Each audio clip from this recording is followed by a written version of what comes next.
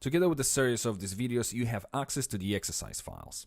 These will consist of the following folders: images, ink, JS, pages, photos, and style. You will also have a file called index and several different files within some of those folders. Now, another thing we need to download from the internet is Jquery, the latest version, and FancyBox plugin for the Lightbox. So if we go to our browser and navigate to docs.jquery.com/downloading_Jquery, you get to the Jquery download page. If you click on the current release, it will take you to the section where you can click on a minified version, because this is what we need. It's a compressed version. Minified, this will take you then to the code.google.com, where you can download the latest version of Jquery and put it inside of the JS folder directly. Next thing is the FancyBox plugin, which we will be using here. It's a Jquery plugin for the Lightbox. If you scroll down under the downloads heading, you've got grab the latest version at Google Code. Click on this link, and again, you can download this from code.google.com. Once you've downloaded the archive, unzip it and put it inside of the JS folder again. Put just the FancyBox folder, which you'll find inside of this the structure of this zip file. So now that we are ready, let's open our index file, and we're going to be starting with reconstructing actually the whole thing, because what we've got here, we've got a structure of the entire page. Now, we won't be inserting anything to this page, really. We will be just putting everything through that page, but this page will contain only 2 lines of code. So first of all, if we open our ink folder, right click, choose new file, and the first file we're going to be creating will be header.php. Now go back to the index file and select everything starting from the first character on the first line down to the CNT and end of the opening CNT div tag. Cut everything and paste it inside of the header. Save the header and you can close the file.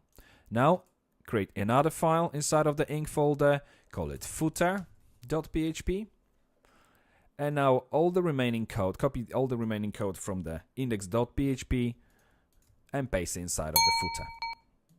Now that we have our index file empty, we can type the following: opening PHP tag, closing PHP tag, and require once, and we'll require the file inside of the ink folder called functions.php. After that line, type our function get content, which we'll create in just a minute, and that's basically everything that our index.php file will contain. So we can close this file, we can go to our functions. As you can see, I've already placed several functions here, which is just going to make it easier for ourselves to deal with all this stuff later on. So right under after the first chunk of code, when we've got p equals categories, and then we have this condition whether the get parameter is set, and then loop through each get parameter and create the variable out of it. So let's say we've got the URL, which is something like that. We've got a domain name.com, for instance, / p equals images. Then obviously p becomes a variable using this loop here. So this is what it does. Now our function is called get content. So function get content. We won't be passing any parameters. We need to globalize a few variables. Global p parameter, which will be sent through the URL and it will be converted into a variable. Then global ID as well, which we'll be using. Global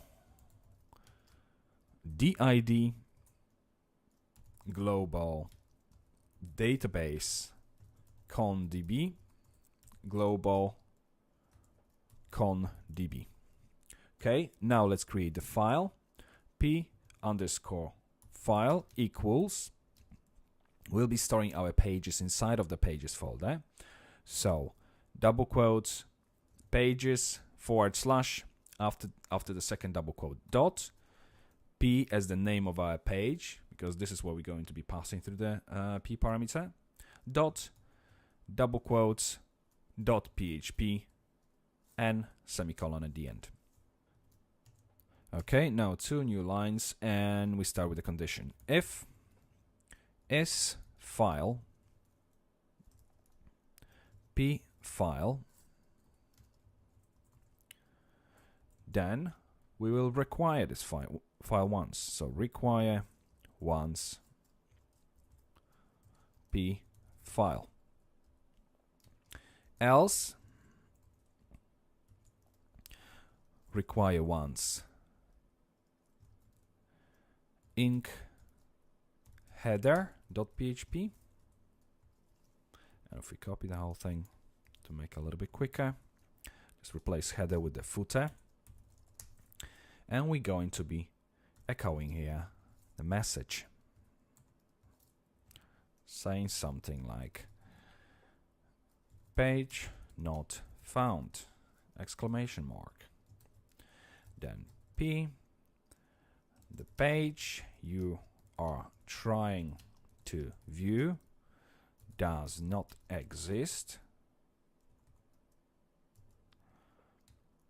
or has been moved. Closing paragraph.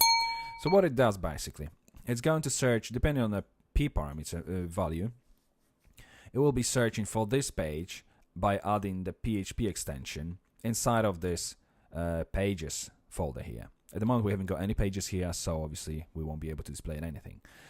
But if the file exists and is readable, then it will include this file. Otherwise, it will take our header and footer, and in between both of those, we'll display our error message. So now let's move to the next video and create our database.